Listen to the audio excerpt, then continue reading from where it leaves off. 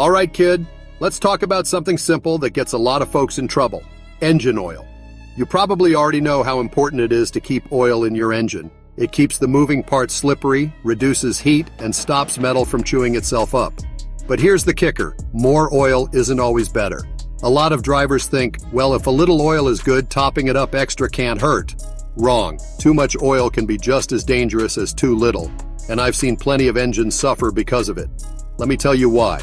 But just before we start, please ensure you've subscribed to the channel. Why oil matters so much. Think of oil as your engine's lifeblood.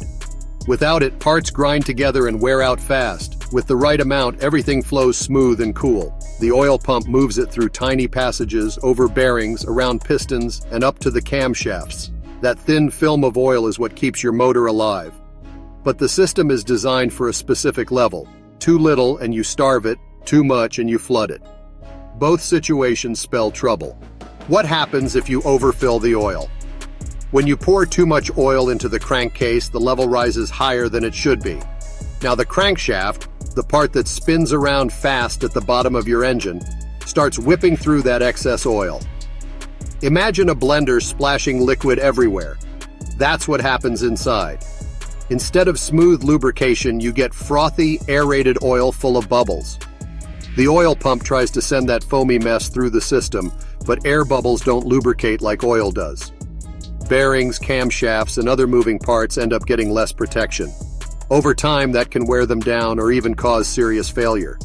On top of that, the extra pressure from too much oil can force it past seals and gaskets. I've seen engines puking oil out of valve covers, rear main seals, and even into the intake through the PCV system.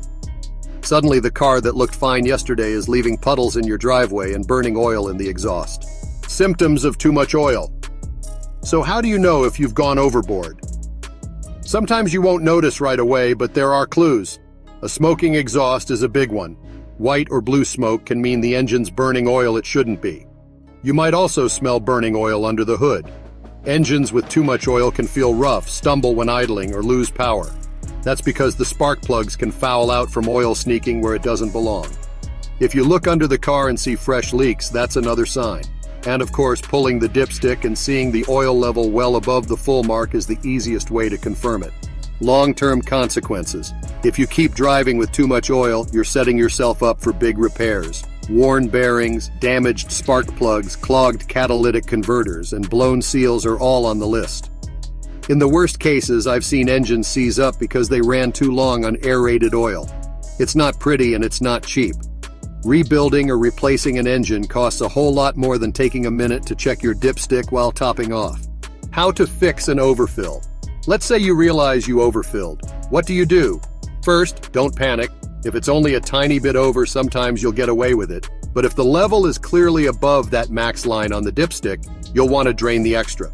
You can either loosen the drain plug and let some oil out into a pan, or if you've got the right tool, use a suction pump through the dipstick tube. Either way, you want that level back in the safe zone. Afterward, run the engine for a few minutes and recheck the dipstick. The key here is patience. Better to take your time than to rush and end up running it low again. How to prevent overfilling. The best way to avoid this headache is simple. Don't guess, measure. Always check your dipstick after adding oil and add a little at a time if you're topping off. Engines take different amounts depending on size, so follow the specs in the owner's manual. And when you change oil, use the right amount from the start. If it says 4.5 quarts, don't round up to 5 and think it won't matter. That half quart can be the difference between smooth running and foamy oil.